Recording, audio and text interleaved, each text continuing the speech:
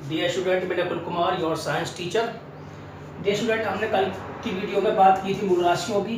Dear student, कल की video में आपने देखा होगा, मूल राशियों को समझा भी होगा। तो मैं आपसे पूछूं मूल राशियाँ कितनी होती हैं? तो डियर स्टूडेंट, मूल राशियाँ होती कितनी हैं? 7। कौन कौन सी जरा नाम बताएं। नंबर 1 लंबाई, नंबर 2 द्रव्यमान, नंबर 3 समय, नंबर 4 ताप, नंबर 5 विद्युत धारा और नंबर 6 ज्योति तीव्रता। ज्योति तीव्रता। और स्टूडेंट सातवीं क्या बताई थी मैंने? ज्योति तीव्रता, उसके बाद पदार्थ की मात्रा। क्लियर? और उनके तुम्हें मात्रा की बताई थी। मूल राशि होती क्या है वो आपने अच्छे समझी, जो क्या होती है स्वतंत्र होती है, जो क्या होती है स्वतंत्र होती है एक दूसरे से। क्लियर? आज हम समझेंगे व्युत्पन्न राशियां क्या होती है। क्लियर? आज का टॉपिक क्या है हमारा?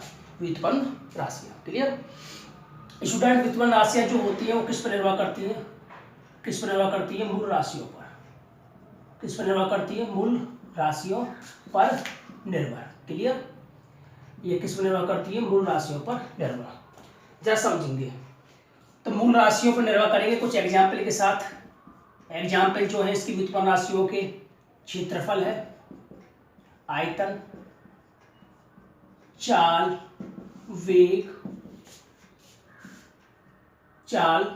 वेग, घनत्व, बल, कार्य आदि। क्लियर? बहुत सारे एग्जाम्पल है। डियर स्टूडेंट, अगर व्युत्पन्न राशियों की परिभाषा बनाए तो किस प्रकार बोली जाएगी परिभाषा? तो कहा जाएगा वे राशियां जो मूल राशियों पर क्या होती हैं? निर्भर होती हैं। क्लियर? तो अब जरा समझेंगे। मूल राशियों के जो मात्रक हैं वो क्या कहलाए थे? मूल राशियों के मात्रक क्या कहलाए थे स्टूडेंटों? मैंने कल सिखाया था। मूल राशियों के मात्रक क्या कहलाए थे? मूल मात्रक। क्या कहलाए थे? मूल मात्रक। क्लियर? इसी प्रकार स्टूडेंटों मैं आपसे पूछूं कि व्युत्पन्न राशियों के मात्रक, व्युत्पन्न राशियों के मात्रक क्या कहलाएंगे? हाँ, बिल्कुल सही जवाब, व्युत्पन्न मात्रक। व्युत्पन्न मात्रक। क्लियर? अब स्टूडेंट समझे व्युत्पन्न राशियां क्या होती है। परिभाषा से समझ नहीं आता, एग्जाम्पल के साथ समझे। सबसे पहले बात करें हम राशियों की क्षेत्रफल की बात करें। स्टूडेंट, क्षेत्रफल का फॉर्मूला आपने आयत का सीखा होगा। मैं आयत मान लेता हूं। आयत का क्षेत्रफल क्या होता है? आयत का क्षेत्रफल होता है लंबाई गुणा चौड़ाई। बिल्कुल ठीक। उसके बाद में क्षेत्रफल की मात्रा की बात करूंगा। क्लियर? स्टूडेंटों को यहाँ पर क्षेत्रफल जो है व्युत्पन्न राशि क्यों है, कैसे है, वो समझेंगे जरा। अगर एक समझ में आ गई तो फिर तो बाकी राशियां अपने आप समझ में ही आ जाती हैं। क्षेत्रफल जो है वो डिपेंड है लंबाई पर, किस पर? चौड़ाई पर। कहने से मतलब ये है कि अगर हमें जब तक लंबाई न मालूम होगी और न जब तक हमें चौड़ाई न मालूम होगी तब तक हम क्षेत्रफल ज्ञात नहीं कर सकते। क्लियर?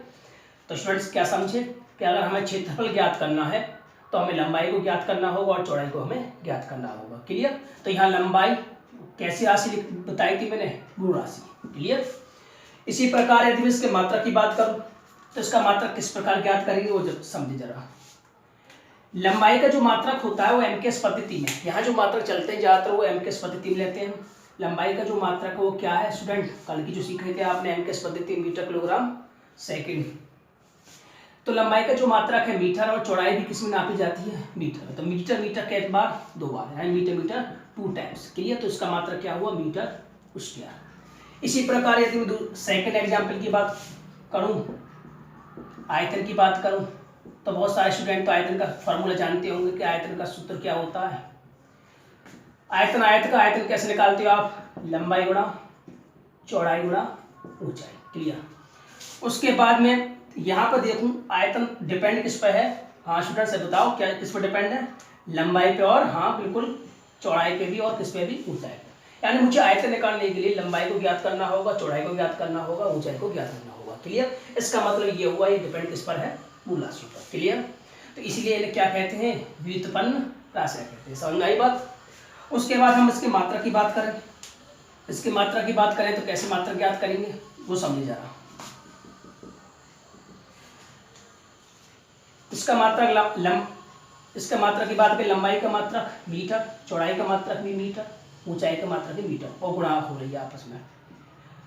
मीटर मीटर क्या बार 3 बार, तो मीटर की पावर कितनी होगी 3। इसका मतलब ये हुआ, इसका मात्रक क्या हो गया आयतन का मीटर की, और क्षेत्रफल का मीटर स्क्वायर। एक एग्जाम्पल और समझिए। वेग क्या होता है? वेग का फॉर्मूला जो आगे पढ़ोगे आप, वेग कुछ भौतिक राशियां जो ऐसी हैं जो यहाँ पे लिखी है मैंने, जो आप नहीं जानते लेकिन आगे चल के सीखोगे, नेक्स्ट क्लास में सीखोगे। वेग का जो फॉर्मूला होता है स्टूडेंटों, वो होता है विस्थापन बट्टे समय अंतराल, यानी विस्थापन अपॉन समय अंतराल। तो स्टूडेंट में विस्थापन, इसका मतलब ये हुआ वेग जो डिपेंड है किस पे है, विस्थापन पे भी और किस पे भी है, समय अंतराल। इसका मतलब समय कैसी राशि हुई, मूल राशि। क्लियर? इसलिए इन्हें क्या कहते हैं, व्युत्पन्न राशियां होती है। जब तक हमें समय नहीं ज्ञात होगा, जब तक हमें विस्थापन नहीं मालूम होगा, हम वेग हमें ज्ञात नहीं कर सकते। उसके बाद हम वेग के मात्रक की बात करें, तो वेग का जो मात्रक है आप बताओ कैसे बनाएंगे। विस्थापन, विस्थापन का मतलब दूरी, डिस्टेंस, डिस्प्लेसमेंट। हम किस में नापेंगे, डिस्टेंस आपको बताया था मीटर में। उसके बाद समय अंतराल किस में नापेंगे, सेकंड में। तो इसका मात्रक जो हुआ, ये ऑब्लिक का साइन है, तो इसका जो मात्रक हुआ क्या हुआ, मीटर पर सेकेंड, या इसे ऐसे भी लिख सकते हैं -1। -1 का मतलब होता है पॉइंट। क्लियर? तो इसका जो मात्रक हुआ ये हुआ। उसके बाद और एग्जाम्पल की बात करो स्टूडेंट, और एग्जाम्पल ले ले हम त्वरण की मात्रक। किसकी मात्रक की, त्वरण। 4th एग्जाम्पल लिया मैंने त्वरण का।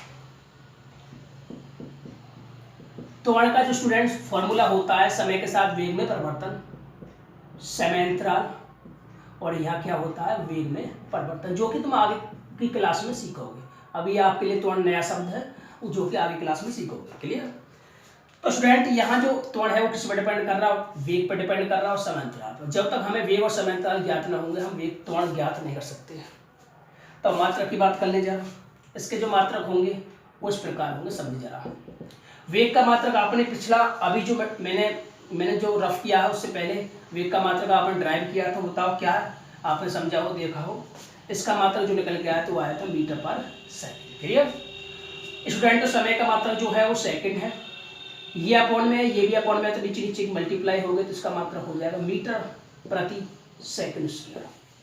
स्टूडेंट, और नेक्स्ट एग्जाम्पल की बात की जाए तो नेक्स्ट एग्जाम्पल बल की मात्रा की बात करूं तो बल का मात्रा, बल का सूत्र क्या होता है, बल की परिभाषा से हम आगे सीखेंगे।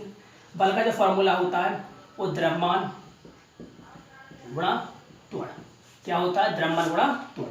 जरा थोड़ी देर के लिए समझने से याद कर लें, फिर आगे हम जैसे जैसे बढ़ते चलेंगे वो सबकी परिभाषा हम सीखते चलेंगे। स्टूडेंट, इसकी मात्रा की बात की जाए तो आप किस प्रकार निकालोगे, कोशिश करें।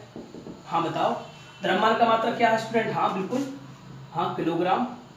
और त्वरण का मात्रा का भैया आपने क्या सीखा, हाँ बिल्कुल, मीटर पर सेकंड उसके। तो बताओ स्टूडेंट, उसका जो नया मात्रा निकल के आया वो आया किलोग्राम मीटर पर सेकंड उसके। स्टूडेंटों, ये जो मात्रक निकल के आ रहे हैं वो किससे निकल के आ रहे हैं, मूल राशियों के मात्रक से। इसका मतलब ये हुआ व्युत्पन्न मात्रक वे मात्रक होते हैं जो मूल राशियों पर के मात्रक पर निर्भर करते हैं। नेक्स्ट एग्जाम्पल की बात करें, एक और एग्जाम्पल ले ले चलो। घनत्व की बात करें, डेंसिटी क्या होती है। घनत्व आप सीखोगे, पहले चैप्टर में सीखोगे, रसायन विज्ञान के में और भौतिकी के में सीखोगे। घनत्व बराबर जो होता है स्टूडेंट, जरा देर के लिए याद रख ले, द्रव्यमान बटे आयतन, प्रति एकांक आयतन में उपस्थित द्रव्यमान। क्लियर? प्रति एकांक आयतन में उपस्थित द्रव्यमान, ये फॉर्मूला होते हैं जो हम सीखेंगे आगे। उसके बाद मैं आपसे पूछूं, यहाँ घनत्व डिपेंड किस पे कर रहा है, द्रव्यमान पे भी और किस पे कर रहा है, आयतन पे। जब तक हमें ना तो द्रव्यमान मालूम हो ना आयतन मालूम हो तो घनत्व ज्ञात नहीं कर सकते। क्लियर? उसके बाद इसके मात्रक की बात की जाए तो आप मात्रक किस प्रकार निकालोगे वो देखें जरा। तो मात्रक क्या होगा, द्रव्यमान का मात्रक क्या होगा, द्रव्यमान का मात्रक आपने भी देखा, जाना है, सीखा।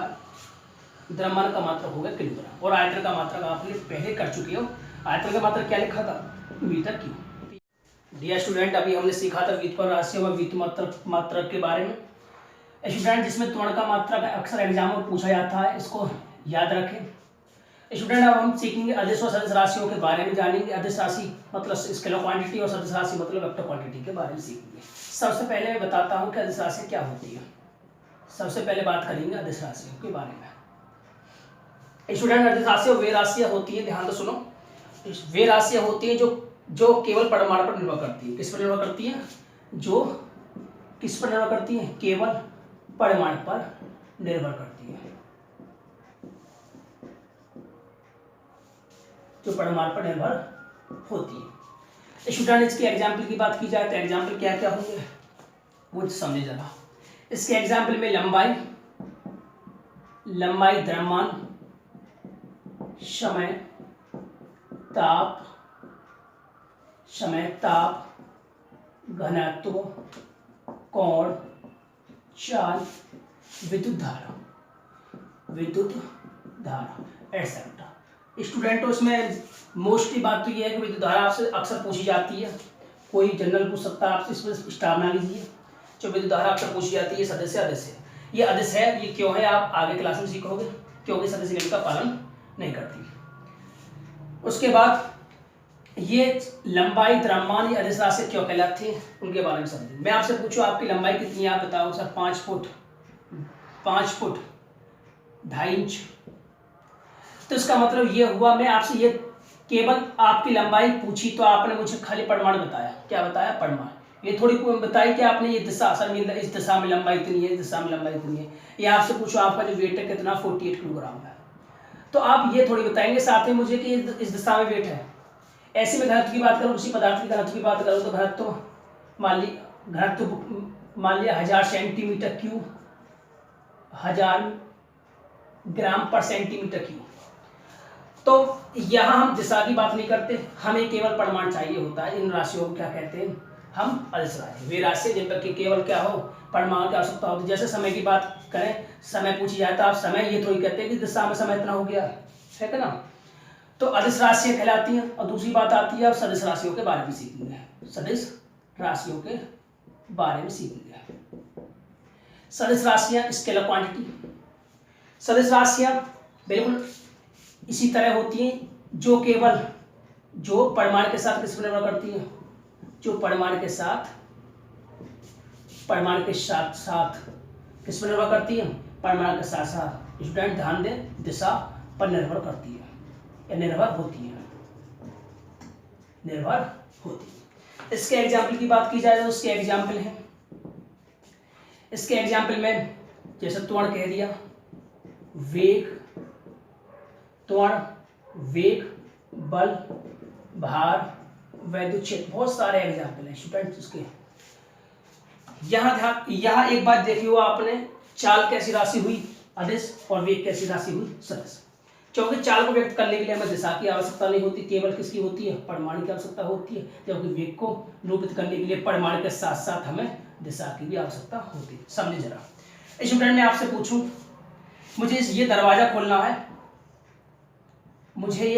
खोलना है, क्लियर, और मैं ये इशारा आपको दे दूं, ये दरवाजा खोलने के लिए इशारा आपको दे दूं, तो आप इसमें जो बल तो लगाएंगे, इसमें ताकत तो लगाएंगे, लेकिन इसकी दो दिशा हो सकती है, एक तो अंदर की तरफ और एक बाहर की तरफ। तो आप मुझसे ये पूछोगे सर हमें धक्का लगाना है इस दरवाजे को खोलने के लिए, लेकिन हमें आगे की तरफ खींचना है, पीछे की तरफ धकेलना है।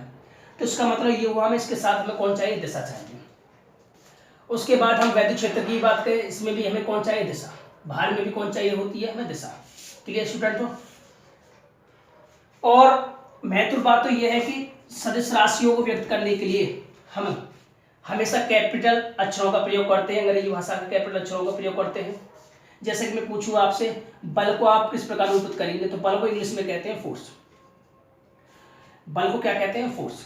तो स्टूडेंट ध्यान दें, बल जो इंग्लिश में कहते हैं फोर्स, हम सदिश रूप में कैसे व्यक्त करेंगे? इसका पहला अल्फाबेट्स निकालेंगे F, तो इसके ऊपर हम वेक्टर चढ़ाएंगे, क्योंकि हमें पहचान करनी होती है कि सदिश है अदिश है, तो हम इसके ऊपर क्या चढ़ाए देते हैं? वेक्टर, यानी तीर चढ़ाए देते हैं। अगर इसके ऊपर तीर ना चढ़ाएंगे तो ये कैसी राशि कहलाएगी? अदिश राशि कहलाएगी। और यदि इसके ऊपर हम तीर या एरो का साइन चढ़ा देंगे तो ये कैसी राशि कहलाएगी? सदिश राशि। तो स्टूडेंट अभी हमने सीखा था अदिश राशि और सदिश राशियों के बारे में जाना था, परिभाषा सीखी थी। स्टूडेंट अब इनके अंतर के बारे में बात करते हैं। स्टूडेंट सबसे पहले तो अंतर इनकी परिभाषा से ही मालूम हो जाता है कि इन राशियों के लिए हमें परिमाण की आवश्यकता होती है और इन राशियों के लिए परिमाण के साथ साथ हमें दिशा की आवश्यकता होती है। यानी इसके लिए तो हमें परिमाण चाहिए केवल, और इस राशि को व्यक्त करने के लिए परिमाण के साथ दिशा दोनों की ही आवश्यकता होती है। आपने सीखा था सेकंड पॉइंट जो आता है, इसे हम गणित के नियम द्वारा घटा जोड़ सकते हैं। इसे हम घटा जोड़ नहीं सकते गणित के नियम द्वारा। अब स्टूडेंट बात ये आती है, ये सर ये किस चीज से जोड़ सकते हैं, घटा सकते हैं, किस विधि से जोड़ सकते हैं, घटा सकते हैं? उसके लिए आप 11वीं क्लास में पढ़ोगे सदिश विधि। और स्टूडेंट साथ के साथ एक बात और बता दें, इन दोनों से राशियों से अलावा एक राशि और पढ़ोगे आप, प्रदिश राशि, 11वीं क्लास में। थर्ड पॉइंट आता है, इन्हें साधारण अक्षरों द्वारा व्यक्त करते हैं। उन्हें साधारण अक्षरों के ऊपर किसका निशान लगाते हैं? तीर का। समझेंगे जरा। जैसे कार, मान लिया कार कोई एग्जाम्पल लिया इसका, कार को इंग्लिश में कहते हैं वर्क, तो इसे हम किस प्रकार प्रदर्शित करेंगे? कार का पहला अल्फाबेट्स W, यही इसका प्रदर्शित करने का तरीका है। उसके बाद इसकी बात करें साधारण अक्षरों द्वारा, मान लिया बल की बात करें, बल को इंग्लिश में कहते हैं हम फोर्स। तो स्टूडेंट पिछले में सीखा था आपने कि बल को व्यक्त करने के लिए पहला अल्फाबेट्स कौन है? F, और इसके ऊपर कौन लगाएंगे? एरो। क्यों लगाएंगे? क्योंकि ये सदिश राशि है। इस पर क्यों लगाया? क्योंकि ये अदिश राशि है। तो ध्यान रहे स्टूडेंट, आज की टॉपिक में, आज की वीडियो में और कल की वीडियो में हमने बेसिक चीज़ सीखी जो आज कहीं ना कहीं जाकर हमें रुकावट उत्पन्न करती है। तो कल से हम NCERT की